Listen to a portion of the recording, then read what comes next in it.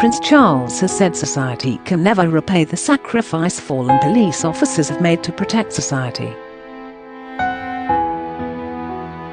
The shooting of a police sergeant in a South London custody centre is the latest heartbreaking evidence of the daily risks officers face, the Prince of Wales has said.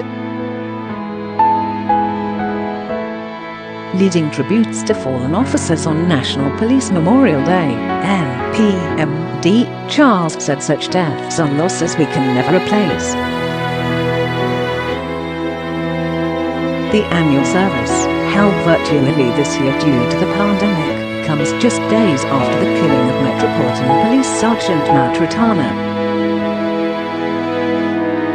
Addressing the memorial in a video message, Charles said, "The dreadful incident in Croydon on Friday is the latest heartbreaking evidence of the risks faced by our officers daily. I would like to send my deepest sympathy to the families of each of these officers who have given their lives.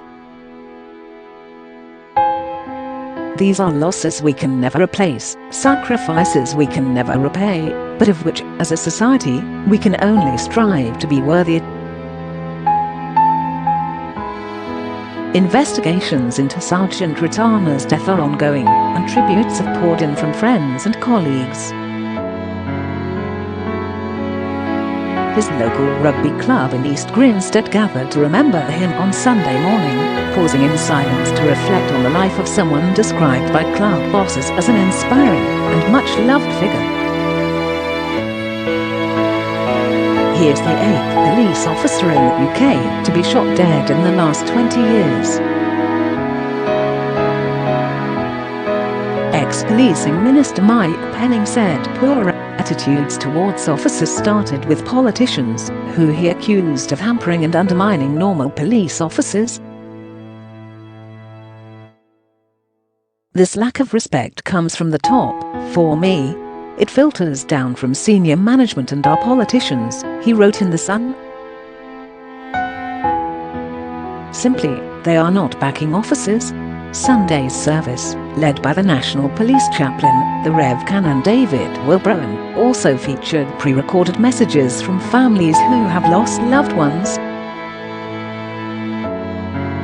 The messages were filmed under lockdown restrictions, and candles will be lit in remembrance of the deceased officers in each of the UK nations.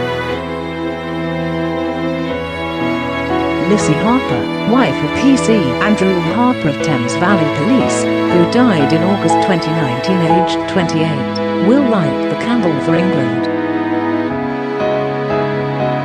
Rebecca Davies, daughter of PC Terry Davies of Gwent Police, who died in August 1990 aged 34, will light the candle for Wales.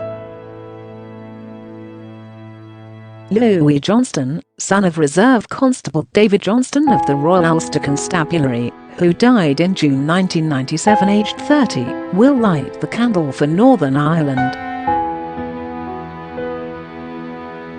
Chief Constable Iain Livingstone will light a candle in Scotland.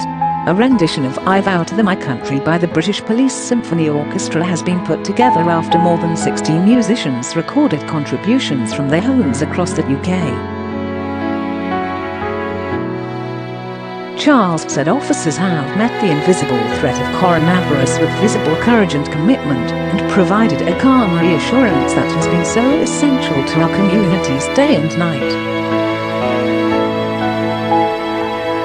Speaking directly to the bereaved and serving officers, he said, "I can only say to all the families, friends and colleagues of fallen officers, and to every serving officer throughout the United Kingdom, that you and your loved ones will always have a very special place in the heart of our nation."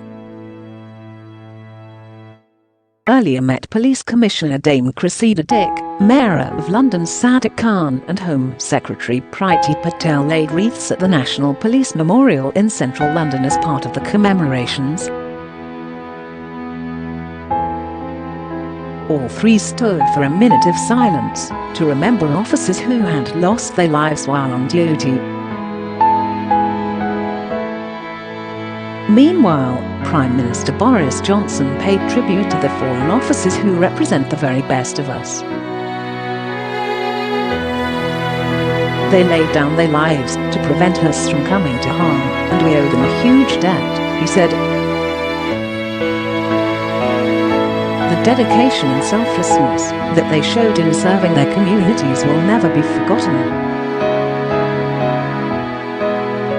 This morning, members of East Grinstead Rugby Club paid tribute to Sgt Ratana, who was an irreplaceable figure in the community and a role model to many.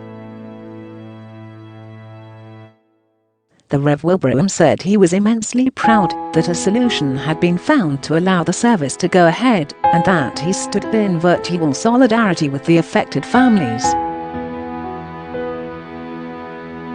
Not being able to meet physically leaves a void, especially for those whose pain is lifelong, he said.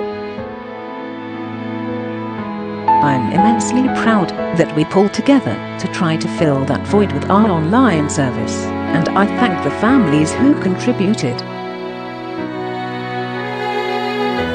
This is an honourable day and a poignant reminder of the dangerous nature of policing.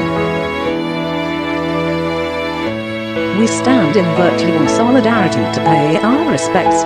John Apton, National Chairman of the Police Federation of England and Wales, said, "Policing comes with a huge amount of risk, and this is at the forefront of our minds, even more so following the devastating news on Friday, when our colleague in the Metropolitan Police was killed." National Police Memorial Day ensures that police officers who gave their all are never forgotten. We must always remember them, their commitment and ultimate sacrifice to public service.